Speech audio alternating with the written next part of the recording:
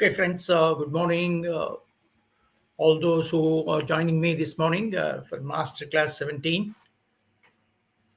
So, the question here is what drives consumer choices and why do we buy?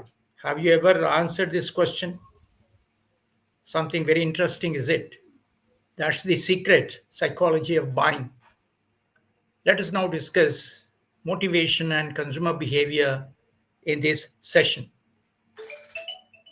Motivation is the internal drive that compels customers to take action, guiding their choices and behaviors. Because today we have in a multi-product scenarios where there's a lot of stiff competition and you have a lot of choices to make and buy different types of products and services. So your influence, I mean to say your motivation or your internal drive stems from unfulfilled needs and desires influencing your purchase decisions. Let's look at the importance of consumer behavior. First one point which I would like to mention is understanding the needs and wants. That helps marketers identify what drives consumers, why consumers buy products and services. We have seen in the last sessions also. Now, the second point is that we try to influence purchase decisions. Motivated consumers are more likely to engage with brands and make purchases. So the sellers will be motivating the buyers. And the third point is building brand loyalty. And if you need to understand consumer behavior and try to motivate the consumers, then the companies can win over long-term relationships and make a straight way for brand loyalty. And we can plan effective marketing strategies if you know the consumers and what motivates consumers to design your compelling advertisements and suggesting certain offers and planning for promotions. For example, a fitness conscious individual may be motivated to buy organic food for healthier lifestyle naturally because he is more conscious about the health status. Say, for example, while a luxury car buyer may be driven by social status and prestige, because these are the underlying motivations: social status and prestige. That's why they would like to own a luxury car like Mercedes Benz and drive on the roads. And let's see what's the role of motivation in consumer behavior. What is that inner drive that motivates the consumer to buy the products? So, what role do they have in consumer purchase behavior? Consumer motivation plays a very crucial role in influencing purchasing decisions. People buy products and services not just for functional reasons but also to satisfy deeper psychological and emotional needs. That's why we say consumers won't buy products and services, they buy solutions to their problems. So every product or a service is a solution to a particular problem. So that's the reason why people buy products and services. So let's answer a very funny question. Why do consumers buy? Of course, first one would be to fulfill needs and desires. Consumers purchase various types of products and services they take to meet their basic and aspirational needs. For example, if you buy food stuff, for example, it satisfies hunger while purchasing designer clothes. It fulfills the desired lifestyle and status. So, various products you buy for various reasons and for various needs you have. And second reason is to achieve your goal. Consumers often buy products to help them accomplish their personal and professional goals. They have their own goals and personal goals and professional goals. And to achieve that, they buy the service. They buy certain types of products. Say, for example, a student purchasing an online course to enhance career prospects. For example, a student is taking a course in Udemy online course to enhance their skill levels. That's the way in which the student can accomplish his personal or professional goals. Uh, Third point is to avoid discomfort. See, because many purchases are made to prevent or eliminate inconvenience, discomfort or risks. See, because when you lead a life, you experience a lot of discomfort and a lot of inconvenience. So you go to some solutions to answer your discomfort levels. Say, for example, buying an air conditioner to stay comfortable in extreme heat. Is it not? Because in extreme summers, you feel highly, you experience a discomfort, you experience inconvenience of top heat, extreme heat. Here is the air conditioner seller says that you can stay comfortable in extreme heat by selling air conditioners. Next is social and psychological influences also work on consumers to make purchases, because there's based on their peer purchase, because some my our colleagues, our neighbors buy the product and services, so we also need to buy. This is called peer influence. There are certain social trends, and also sometimes emotional needs also make you purchase different types of products. For example, a person buying a latest smartphone, can be an iPhone or a Android phone, whatever, to feel socially connected. People ask you, if you don't have a smartphone now, don't you have a smartphone today these days? So this question is embracing question for us. So a person buying a latest smartphone to feel socially connected and stay updated with technology. The social pressure is there, and there is an emotional need to have a smartphone on your hand to browse various things. So the real life example, what we can give you here again, is a consumer buys a gym membership. Why? To stay fit and healthy. This decision is driven by multiple motivational factors. Let's see. One, need fulfillment. The person wants to improve their physical health, so they want to go in for gym, make a workout, habitual workout. So that's called need fulfillment. Next one is goal oriented motivation. They have a goal.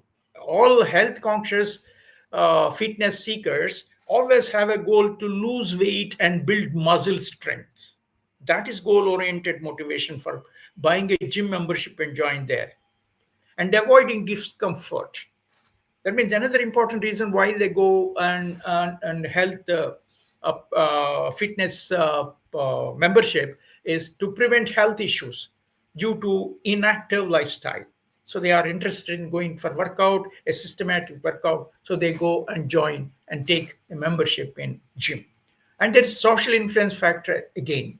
So the you are taking a membership in a gym is inspired by friends and other fitness trends on social media. Social media, if you open, and there are a lot of stories on fitness and all. So all these social influences may work out on you to go and get a membership in a gym. So by understanding these motivations, marketers can tailor their messages to appeal the consumers' desires and decision making processes effectively. That's the reason why we need to understand why consumers buy, what are their motivational factors. Now, let's dive deep into the concept of consumer motivation. There are different types of consumer motivation. Consumer motivation can broadly be categorized into two types mostly. One is intrinsic motivation and extrinsic motivation. Intrinsic is from within, extrinsic is from outside. Both both influence purchasing decisions, but arise from different psychological triggers. And these psychological triggers can be classified as: one is intrinsic motivation, internal drive that comes from within the individual, driven by personal satisfaction, interest, or self improvement. So consumers make a lot of purchases based on their personal values, their passions, and, and their joy of using this particular product. Say, for example, a person buys books on leadership or on self improvement, professional development, not because of a reward the book gives or a discount, but due to their desire for personal growth. See this. The second one is extrinsic motivation. This is called external influential factors. And this extrinsic motivation arises from outside factors like rewards, social status, or avoiding penalties, or want to prove yourself in the society. A lot of external influences will work. So consumers buy products and services due to these external incentives. So, for example, if you give a discount, for example, you promote a product, for example, or there can be some peer influence working on you to go and buy a particular product or service. All these are extrinsic motivational factors. That means your buying is influenced by external influences. Say, for example, a person buys a high-end smartphone to gain social recognition rather than personal need. See, for your personal need, if it's a communication device, an ordinary phone is enough. But why do you buy a smartphone? This is for social recognition. And you're being influenced by extrinsic motivational factor called your friends and social peer group or whatever you call it. Let's look at a real life example here.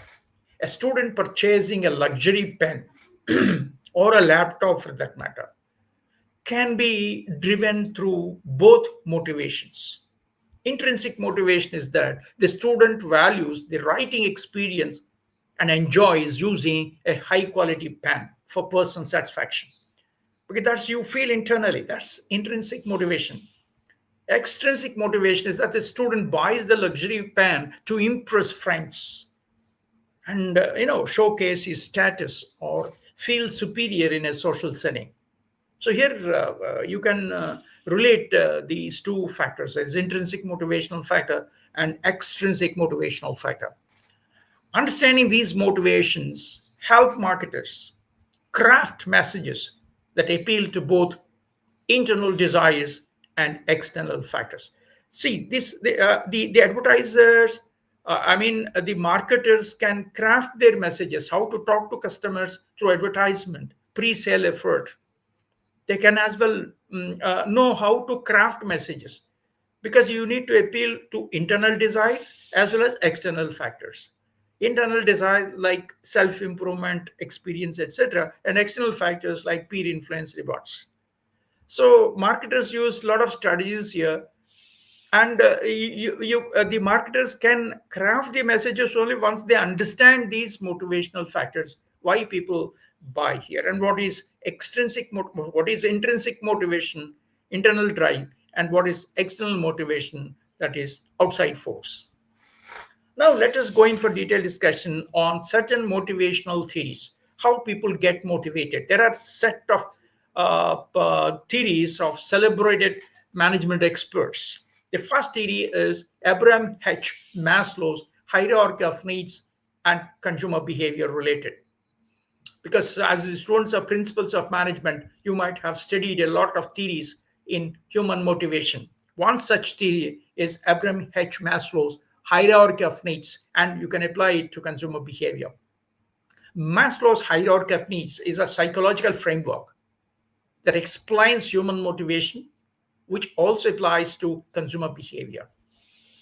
It consists of 5 levels, you know that, each influencing purchasing decisions differently. The 5 levels of needs and consumer examples here. One is physiological needs, basic survival needs, what we call it, very essential for survival, such as food, water, shelter, clothing, etc. The basic needs, what we call it. Say, for example, for marketers, purchasing groceries, bottled water, and basic clothing. We want it, right? We want groceries from a grocery shop to eat something like, and we want water, and sure, the bottled water is there. basic clothing. You need to have a cloth. No, this is an example. Marketers take advantage of these physiological needs. Second is safety needs. After physiological needs getting satisfied, because Abraham H. Maslow says the hierarchy of needs. If one need gets satisfied, another need emerges. And you go till self actualization needs. That's how Maslow's hierarchy of needs theory has been explained by uh, management experts. The safety need is that security and protection. Consumers seek protection from risks, dangers, or financial uncertainty. Is it not? We see we want to secure ourselves, we want to protect ourselves.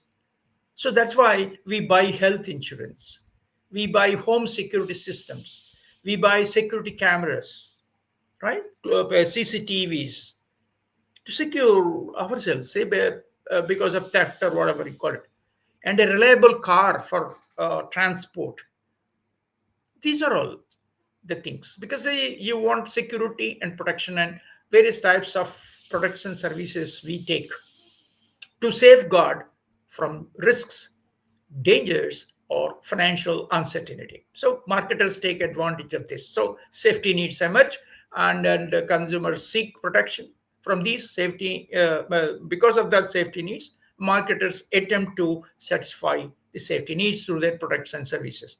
Third one is after safety needs, social needs emerge. That means love and belongingness. See, every person is a social being. There's a need for relationships, companionships, and acceptance in this society. I want to be a principal social member in a society.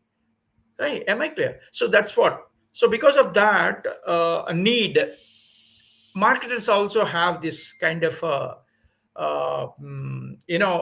approach to understand this and suggest different types of products and services. For example, subscribing to social media platforms, buying a trendy fashion to fit into the peer groups, choosing a particular brand of coffee to socialize at caves.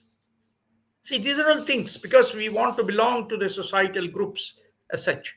So accordingly, we take all the social norms and try to buy the products. For example, no, a fashion product you buy in order to satisfy the a trendy fashion need you have, or you will be subscribing to social media platforms. I think you will be buying different types of social media platforms. Are you a member in Facebook?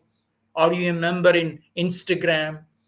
Are you a member in, you have an account in LinkedIn?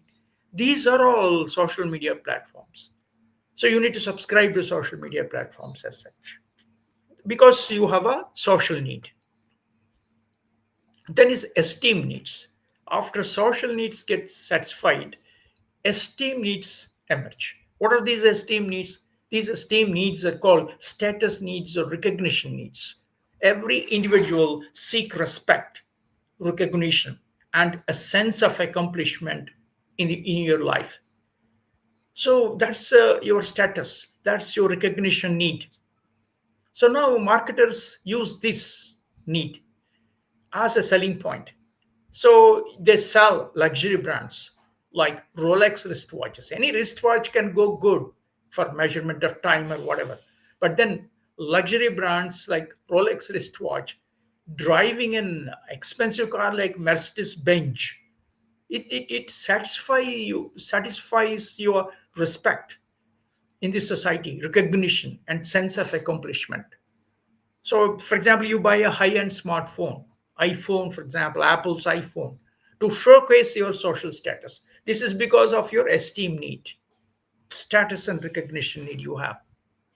And five, at the top of the hierarchy of needs explained by Abraham Maslow, self actualization needs. This is the ultimate personal growth and fulfillment, the highest level where consumers seek to realize their full potential. So they want to go. You have to go fast on your personal growth and development, fulfillment in life.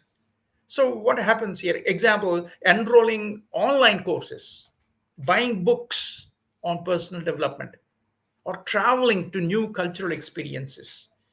All these things, and tourists packages are there to travel new, I mean, enable you to travel for new cultural experiences and understand countries, cultures, and all.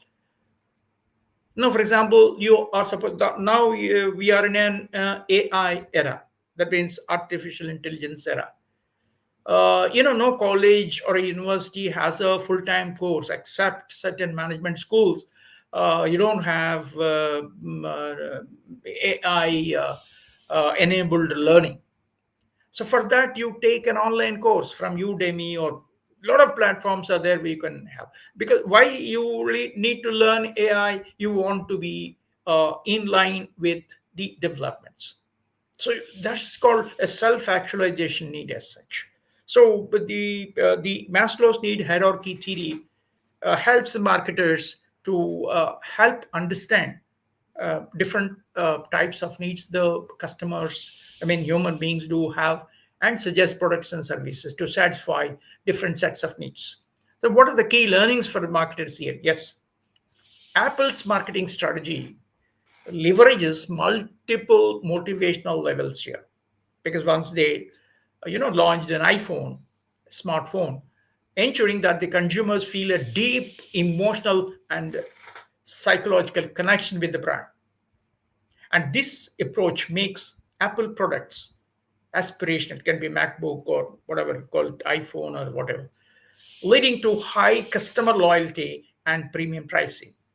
So this is why we say, by understanding Maslow's need hierarchy, marketers can tailor their product messaging and launching the products, designing the products to resonate. That means to link with different customer motivations, enhancing customer engagement and brand loyalty. The second theory, which is very popular, is McClelland's theory of needs, and how we can relate this theory with consumer behavior. Let's see. McClelland's theory of needs focuses on three key motivational drivers that influence consumer behavior, human behavior. These needs are achievement needs, affiliation needs, and power.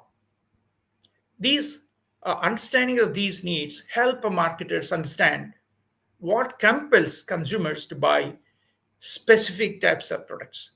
See, this theory is again another unique theory which throw light on how do we go in for satisfaction of different types of needs, like achievement need, affiliation need, and need for power.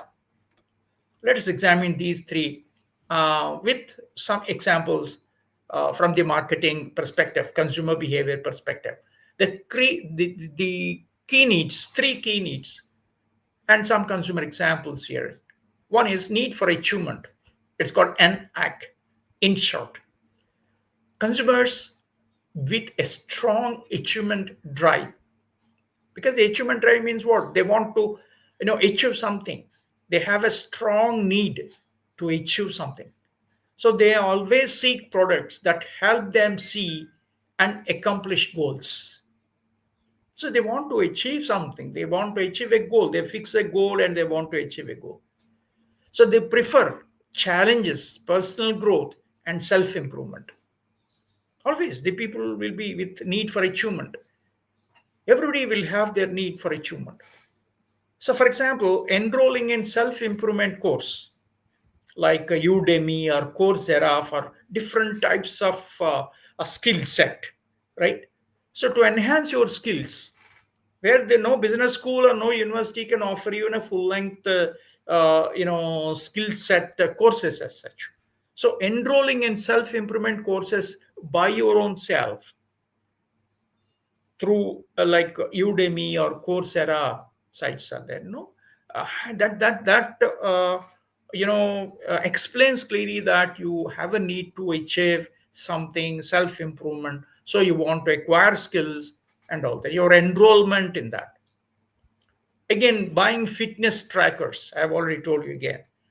to track the progress towards health goals and all. You have a health goal and all that fitness goal, and like for example, the fitness trackers like Fitbit, you buy because you want to achieve your health goal, being physically fit. The second is need for affiliation, NF. Consumers influenced by social connections and relationships, because we have already said we are social beings. You can't live in isolation. So once you accept your social behavior by being a principal member in the society, yes, you value acceptance. You want to be accepted. You want to experience belongingness, and you want to have some group recognition. That's your need for affiliation. So that's the reason why today you opt for social networking platforms. Am I clear? Social networking platforms like Facebook, Instagram, to stay connected.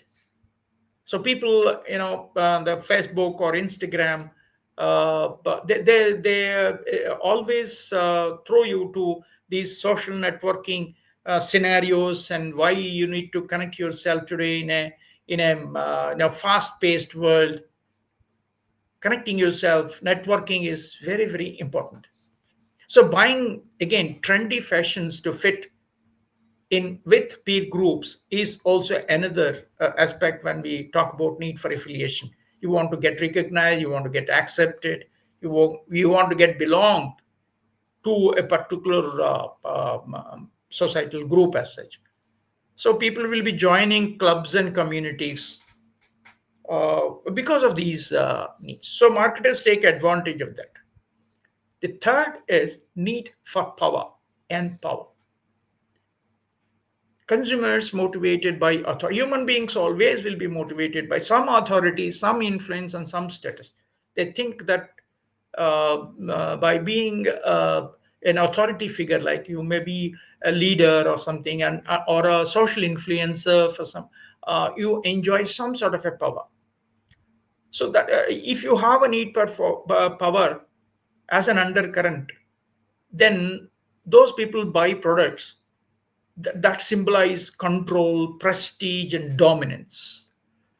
So that's the reason why all the status symbols, like Rolex wristwatches, Mercedes Benz, costly cars, by buying them, say for example, Rolls Royce cars, and by buying these type of a thing, premium products as such, they think that they have the power to enjoy.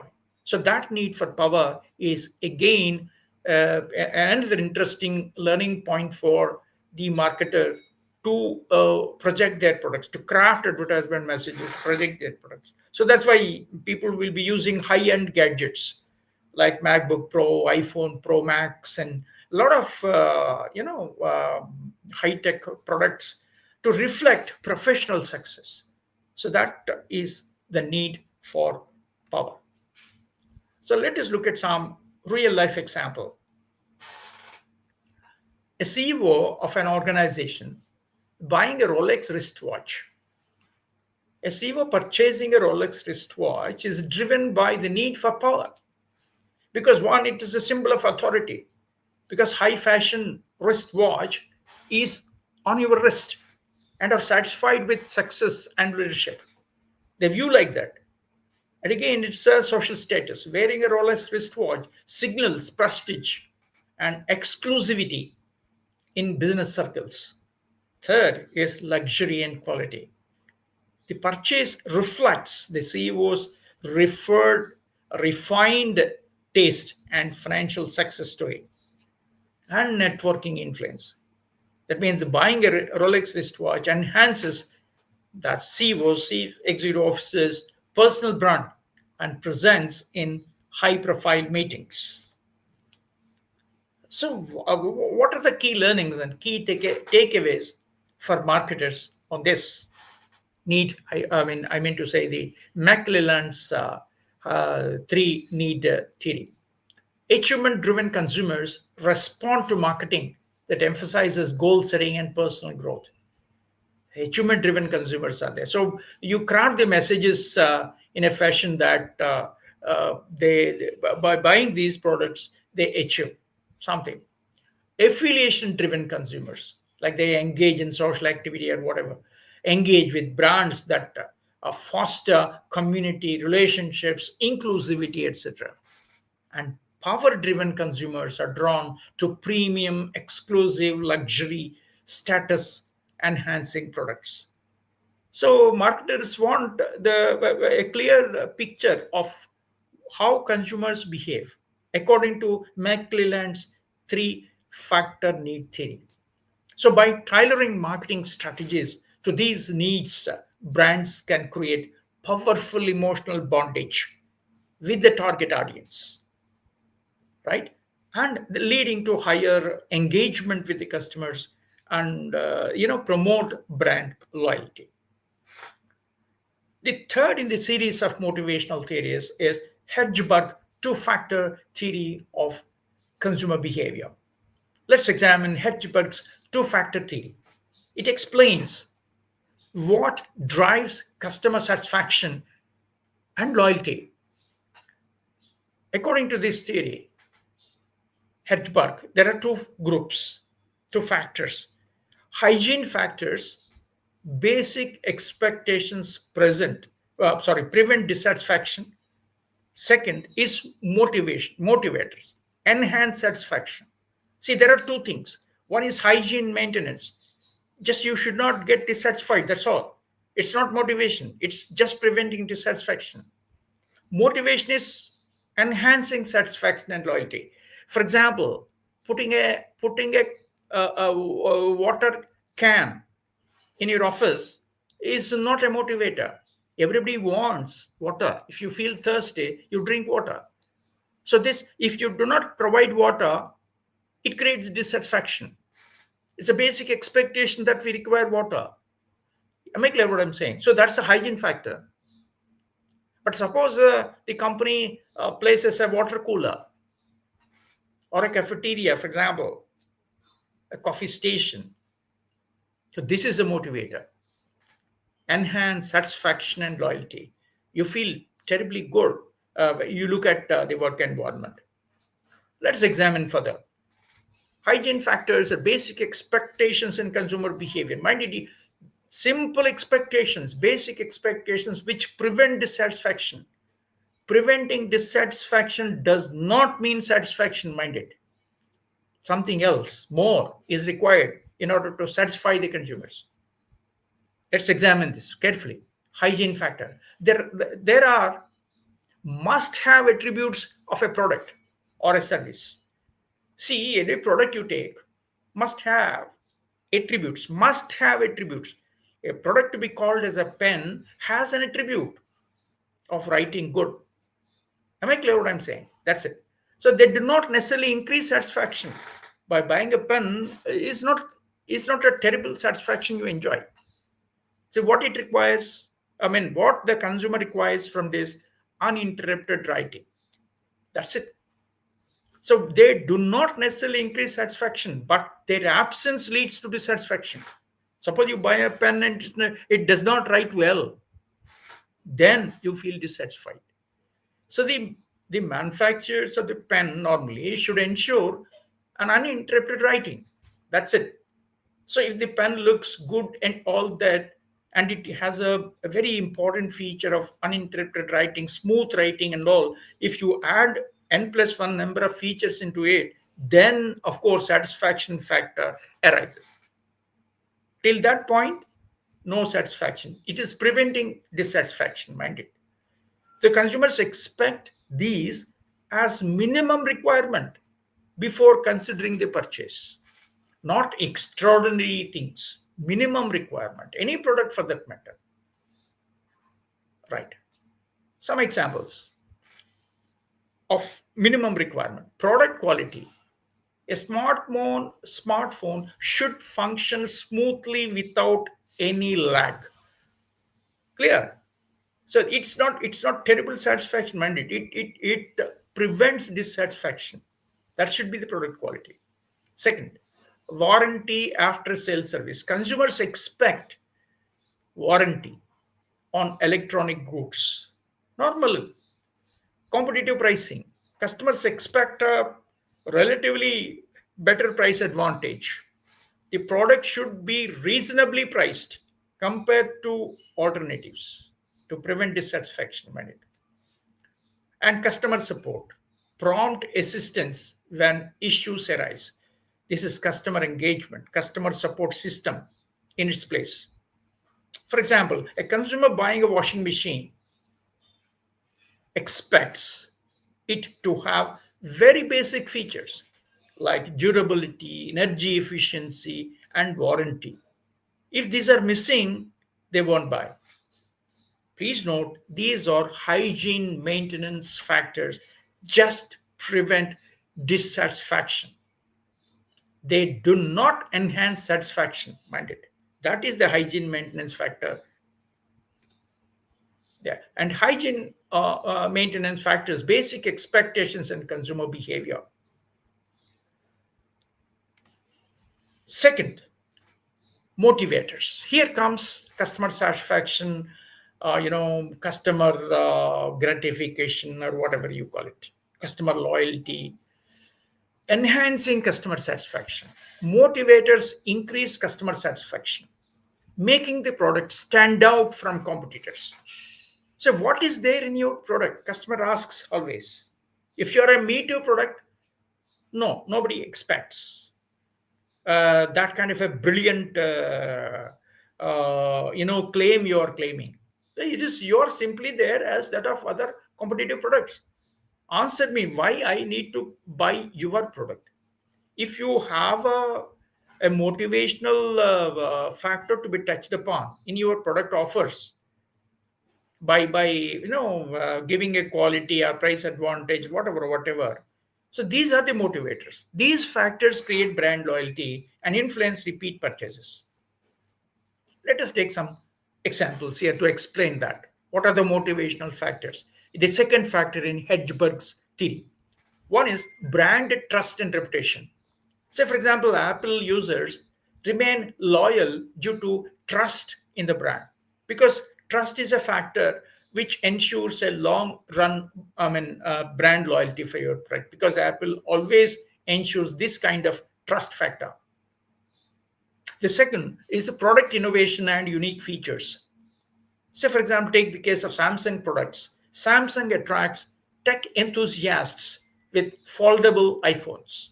Have you seen foldable iPhones? Even iPhones also, today you have foldable phones today, rolled phones. This is product innovation and unique features.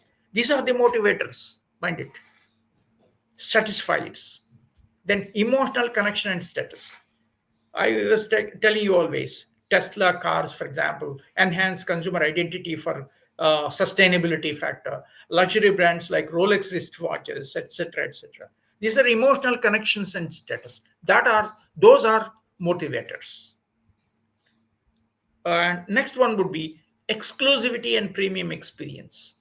For example, so many manufacturers will bring limited edition models, and they add some personalized services to attract elite consumers, luxury driven consumers. So therefore that kind of exclusivity and premium experience is a factor which can be categorically categorized under motivators. For example, a consumer buying an iPhone 15 Pro is not just purchasing a phone, but also an exclusive status symbol that represents innovation and prestige and multiple features in that iPhone. So this is very interesting. Motivational factors. Let's see a case study here now. How Apple and Samsung use motivators to retain customers. Something interesting to look at. Both Apple and Samsung leverage motivators like innovation, brand trust, and exclusivity to drive customer loyalty. Look at Apple's strategy. Apple's strategy example, M1, M2 chips they use, and their iOS platform having an ecosystem. that means internal operating system. Apple creates a premium feel through cutting edge technology. That's innovation and exclusivity. And customers feel part of an elite club once they buy Apple products. That's brand trust and emotional bonding when they own an Apple product. Say, for example, another is ecosystem lock in. Seamless integration between iPhone, MacBook, iPad, and AirPods keeps users from switching brands from this, that, and they still stay with Apple, though they just switching brands, but they're still there with Apple. And another important thing is premium customer experience. Apple stores provide an exclusive shopping experience, making customers feel valued there. So you must see the customer is a king. But you should not leave the customer. When you say customer is a king without a crown. No, it's a king with a crown. Mind it. So you are supposed to make the customers feel valued. So example here is Apple customers continue buying iPhones despite premium prices because they value user experience, brand prestige, and trust in Apple's ecosystem. See, this is very, very interesting because it's a motivator for the customer to buy a product. Look at Samsung's strategy, just like iPhone. Technology and customization. Samsung attracts customers with cutting edge features like foldable phones and high end 5-pen functionality. That's a S pen functionality, technology specifications here. And diverse product line. They have lot of products in their product line. Offers budget, mid range, and premium models catering to different consumer needs. And the third important strategy of Samsung is they are customer centric with innovation. A lot of things like they enhanced cameras, sensors, AI powered features, improve user experience, technology upgradation to be in line with competition, and always customer centric innovation and competitive advantage. And in Android ecosystem, of course, Samsung may not be that good enough in iPhone manufacturing, but still there in an Android ecosystem, unlike Apple, Samsung offers more customization. Apple is into iPhone, and where Samsung is good enough in Android ecosystem based smartphones. And expandable storage and flexible options, UA options, lot of things. So example, good example here again is Samsung's Galaxy Z Fold series, right? The foldable phone attracts tech enthusiasts looking for unique experience that Apple does not offer. That's the Samsung vis-a-vis Apple. And that product ensuring long-term customer retention. Look at Samsung's strategy. This is a clear case of motivation. Hedgebugs two-factor theory, hygiene maintenance, and motivation. The key takeaways for the marketers when you talk about this particular theory is that hygiene factors ensure customers do not reject a product. They can have a try. That means because they may switch. Sorry, they may go in for choice. If it is a choice for them, they may take the product into their budget. Hygiene factors ensure customers do not reject the product. Not rejecting the product may not mean continuously accepting the product. That's the difference between hygiene maintenance and motivation. So, hygiene factors ensure customers do not reject the product. Motivators drive brand loyalty. They buy and repeatedly buy. So, the motivators drive brand loyalty and repeat purchases. They buy and buy and buy. Always. Brands like Apple and Samsung use innovation, trust, and exclusivity to enhance satisfaction and retain customers. So, what is the lesson here? To create a successful brand, all businesses must focus on both hygiene maintenance factors like basic expectations the consumers expect on any product range, and two motivators, unique experiences and trust you are supposed to provide and ensure to the customers when they buy their products. Then only you can go in for sustaining long term customer loyalty. So let's examine another important aspect, arousal of motives in consumer behavior. Arousal of motives refers to the activation of consumers' needs and desires through internal and external stimuli, what we have already talked about, which ultimately influences their purchase decisions. See, consumers may not always recognize the need until a stimulus triggers it. That's why, sometimes you need to plant in the consumer, I mean, a need in the consumer mind. You need to over amplify the needs of the consumer. For example, you're buying, you want to buy a toothpaste. Today, toothpaste is a common thing to brush your teeth and all. Now, in order to see, there are multiple brands that are being, sold in the market.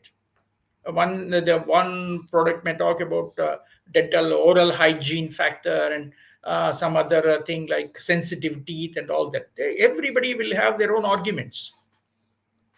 Now, how do you plan for designing an advertisement for a toothpaste in order to over amplify the need for the toothpaste purchase?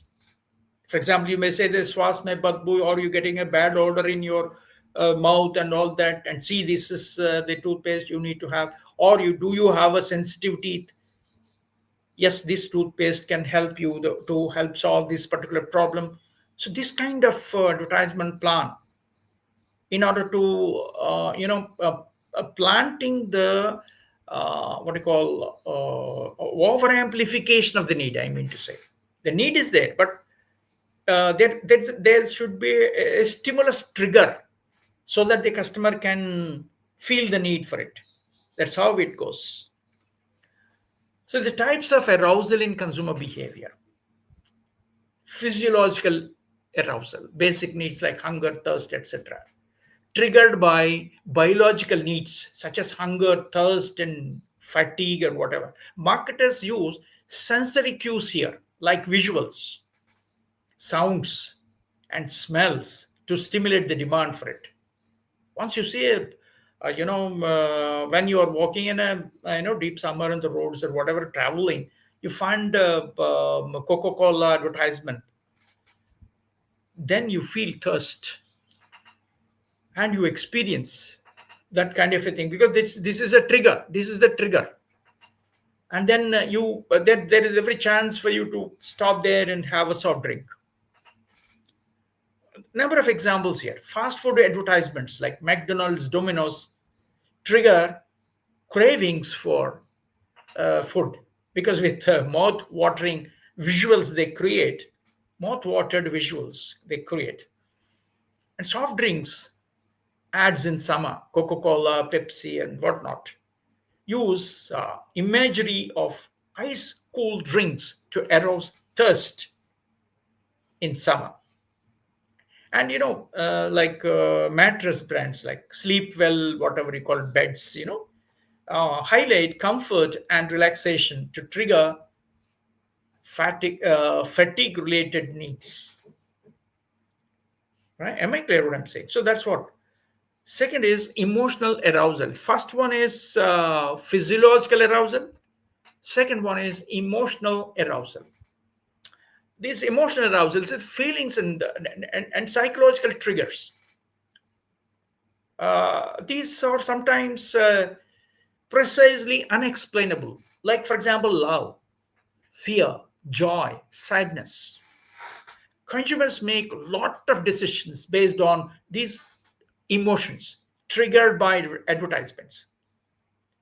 emotional storytelling in marketing strengthens this kind of brand connection.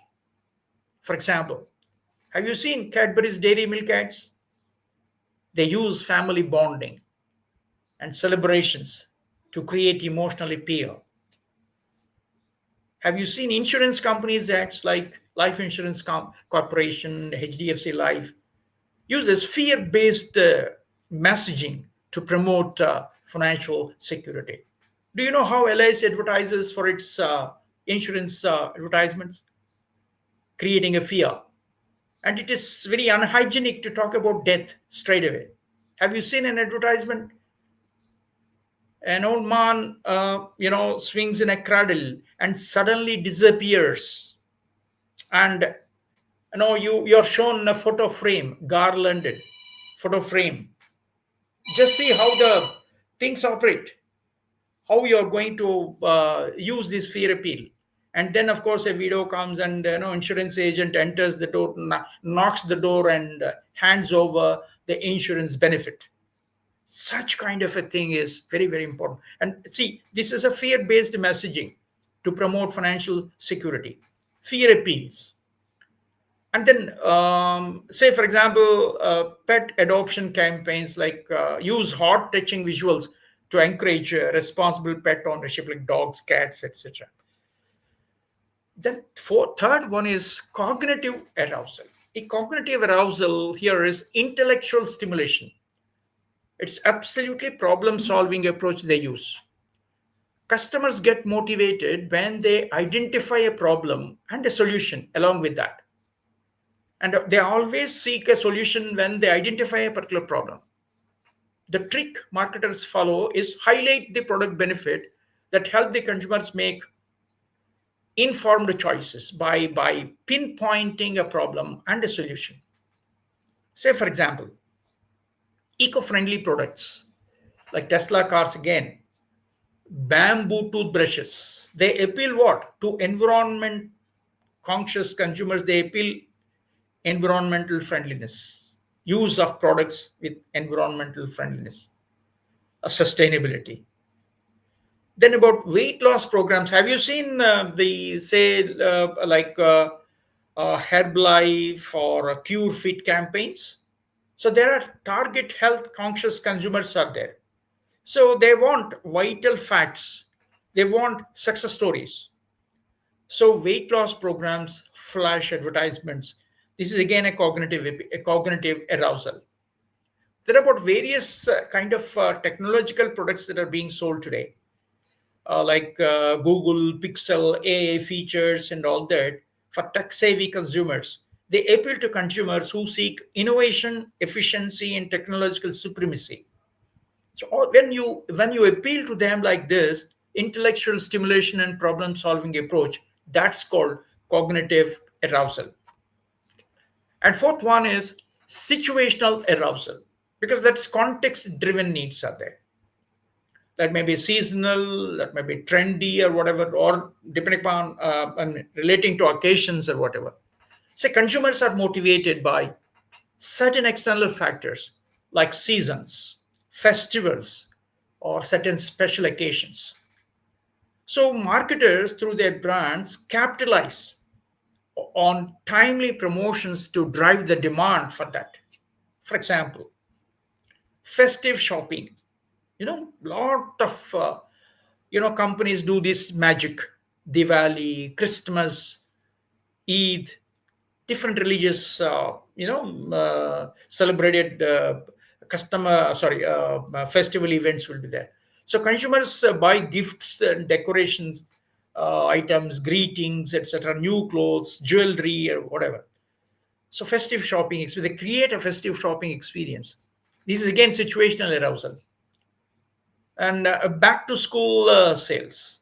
So retailers promote school supplies like bags or pens or whatever you call it, uniforms and other gadgets. This season comes, when summer ends and schools start, reopening starts, back to school campaigns. And wedding season promotions. This is particularly true in case of jewelry and fashion brands. like a Tanishq and Sabyasachi brands always use these kind of seasons, wedding seasons, attract consumers with discounts, and bridal collections will be there and all that. So these examples are situational arousals. So what are the key takeaways and learnings for the marketers by understanding these motivations of the consumers as such? One is physiological arousal, use a sensory appeal, food, thirst, comfort. Second, emotional arousals, leverage storytelling, emotional connections, bondage, or whatever. Third is cognitive arousal, highlight problem solving benefits, solutions, etc. Situational arousal, capitalize and cash on seasonal trends and timely promotions. The marketing lesson here is understanding how motives are aroused helps brands craft high impact campaigns and sell well, so that you can influence consumer decisions at the right time, at the right place, at the right with the right strategy. So, how marketers arouse consumer motives? Yes, of course, you need to arouse consumer motives. Marketers use these strategies. Just close with this. Marketers use various strategies to trigger consumer motives and drive purchasing decisions. These strategies can be one in emotions, two urgency, and social influence to make the products more and more appealing. And in the if we stop here, in the next session, we'll be discussing in detail the other aspects. In part two, tomorrow, we'll be discussing in detail.